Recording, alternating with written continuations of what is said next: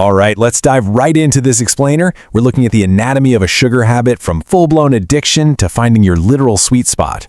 We all interact with sugar every single day, but the science behind what it actually does to your skin, your gut, and your brain, well, it's a story that goes way beyond just counting calories. We're going to look at exactly how this habit functions and how you can physiologically rewire your body to find a healthy balance.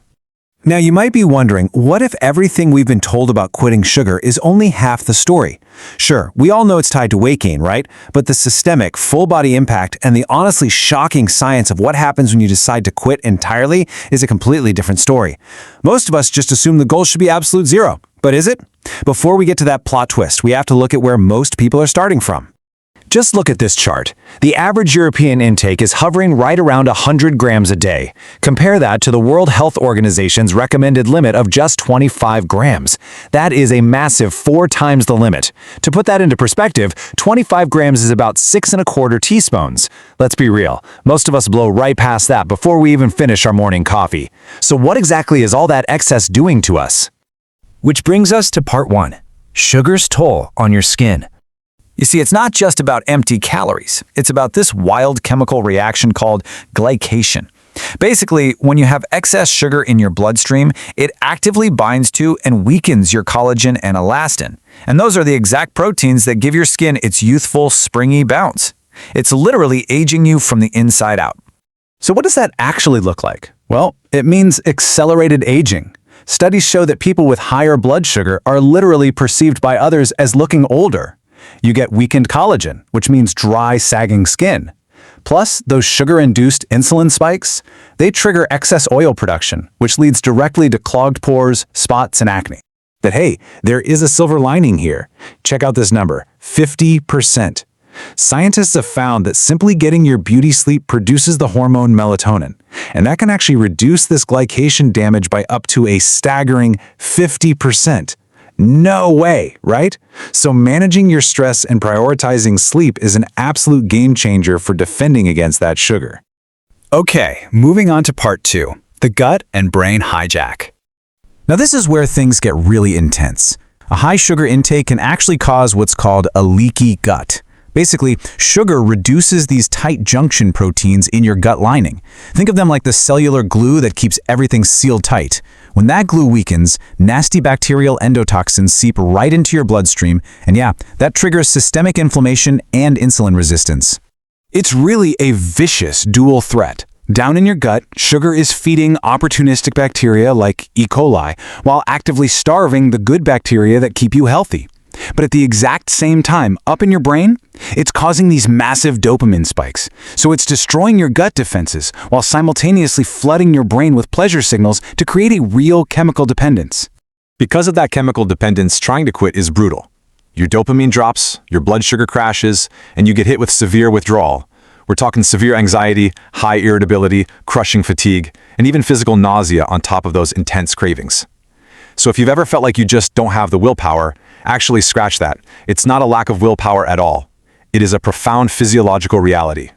So naturally, you'd think the answer is to just quit entirely, right? Welcome to part 3, the zero sugar trap.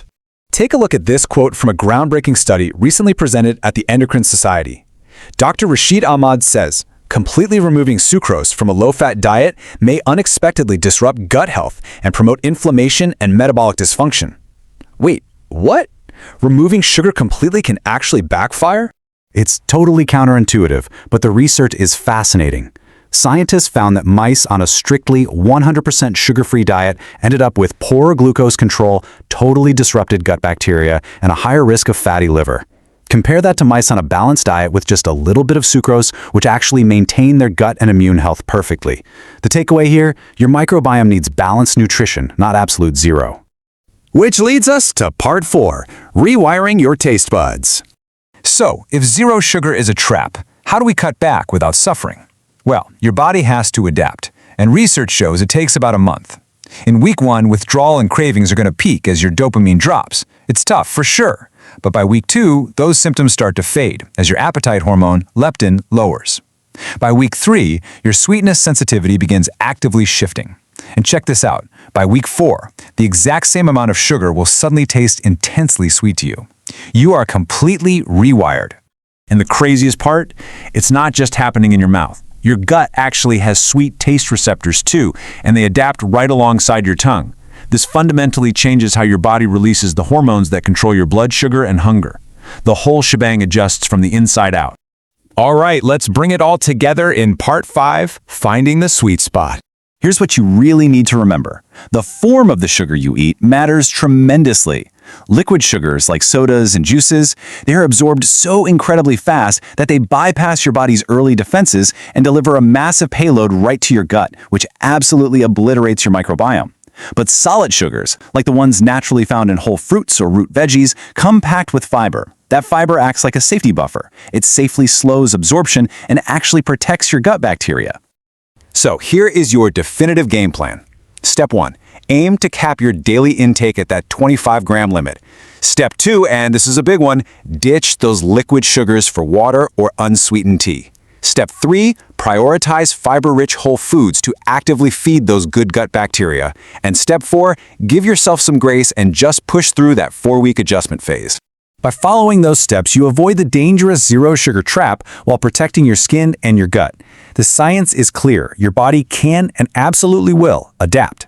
So armed with all this knowledge, look at your own daily routine. What is the very first hidden liquid sugar you're going to cut out tomorrow? Think about it, and let's get to work finding your sweet spot.